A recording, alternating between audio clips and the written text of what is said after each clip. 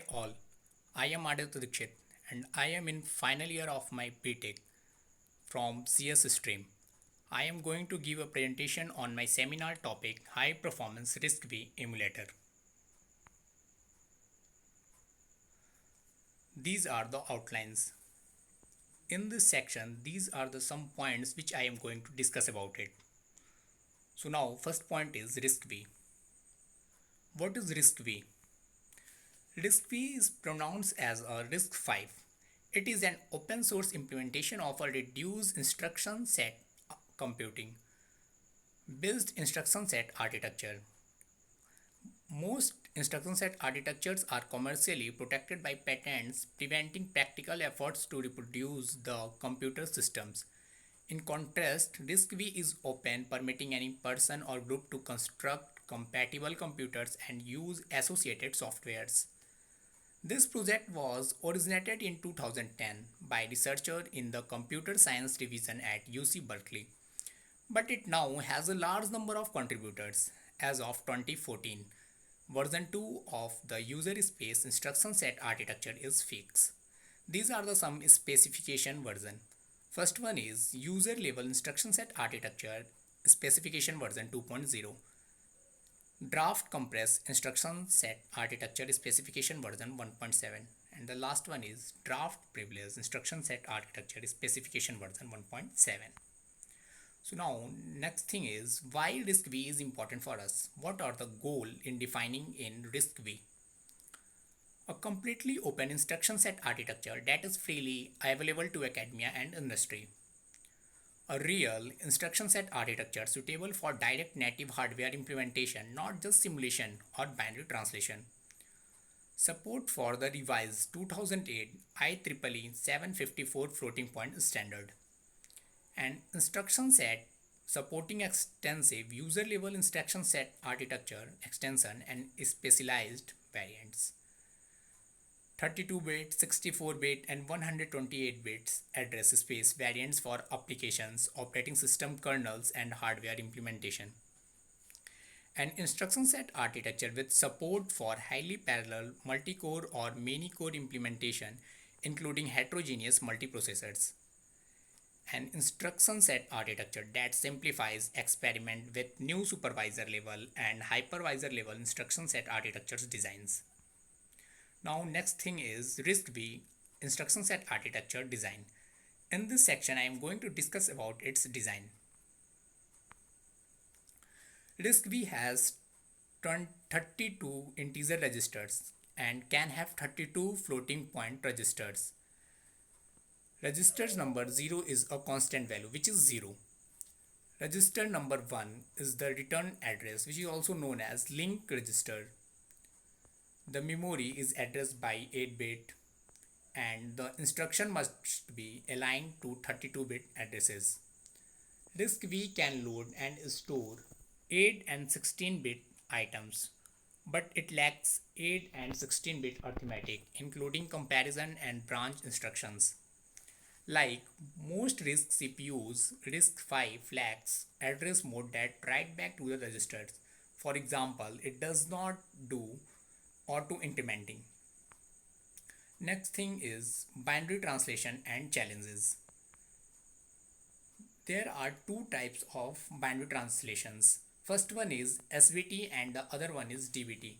SBT stands for static binary translation and DBT stands for dynamic binary translation. It both are used to implement ISA emulators. Now, interpretation is a technique that relies on a fetch decode execute loop that mimics the behavior of a simple CPU, a straightforward approach. DBT is commonly used on high performance simulators such as QEMU or Spike, and a DBT engine uses two mechanisms to emulate the execution of a binary, one with a fast start but slow execution and another with a fast execution but a slow start. Implementing a high performance DBT would be the final proof of concept of whether an instruction set architecture is simple to translate, but implementing a DBT is a complex project and a challenge by itself to construct. An SBT engine translates statically the whole binary at once. SBT is not usually used to emulate binaries in industry, despite being easier to implement than a DBT engines, because an SBT cannot execute all kind of applications. Now next thing is RISC-V softwares. The RISC-V website has a specification for user mode instruction, a draft for privileged instruction set architecture specification, and a draft for complex ISA specification. It also includes the files of 6 CPU design, the 64 bits superscalar named as Rocket, and 5 named as Sodor CPU. The software includes a design compiler which is Chisel, which is able to reduce the design to Verilog for use in devices. Available RISC-V software includes a GNU compiler collection, which is known as GCC compiler toolchain with GDB. GDB is a debugger or the compiler. And LLVM toolchain. LLVM toolchain is a low-level virtual machine and a simulator Spike and a standard simulator QEMU. Operating system support exists for Linux, but the supervisor mode instructions are not standardized at this time. There is also a JavaScript instruction set architecture simulator to run a RISC-V Linux system on a web browser. Next thing is RISC-V configuration. In our experiments and SVT implementation, we choose to use the RISC-V 32-bit instruction set, mainly to facilitate comparisons with open instruction set architecture that is also 32-bit, facilitate translation to ARM 32-bit. The standard RISC-V extensions used by us were as M stand for the multiplication or division instructions, FND. FND both stand for the single and double precision floating point instructions, except for A, atomic instructions extension that we left out. These extensions compose the general purpose RISC-V instructions. The reason for leaving the extension out is that we have used only single threaded benchmarks, in which case atomic instructions are not needed. Now next thing is RISC-V implementation. The RISC-V instruction set architecture has been designed to result in faster, less expensive, smaller and less power hungry electronics. It is carefully designed not to make assumptions about the structure of the computer on which it runs. For the validating this, the UCB Sodor codes were implemented as different types of computers. RISC-V is designed to be extensible from a 32-bit bare bones integer code suitable for a small embedded processor to 64 or 128-bit super and cloud computer with standard and special purpose extensions.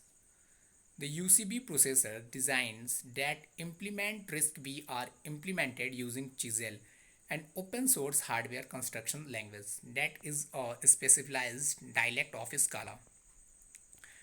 And the next thing is the IIT Madras is developing a 6 RISC-V open source CPU which is named as Sakti for 6 distinct uses, from a small 32-bit CPU for the IoT to large 64-bit CPUs designed for warehouse scale computer based on Rapidio and hybrid memory cube technology.